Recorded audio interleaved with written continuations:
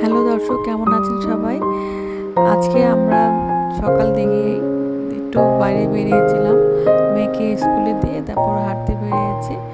তো ধানমন্ডি লেকের ভিতর যে এত সুন্দর একটা জায়গা করেছে সেটা অ্যাকচুয়ালি ভাষায় প্রকাশ করার মতো না। এত সুন্দর একটা ফাউন্টেন করেছে ওখানে, আপনাদের মনটাই ভালো হয়ে যাবে যখন আপনারা ওখানে যাবেন।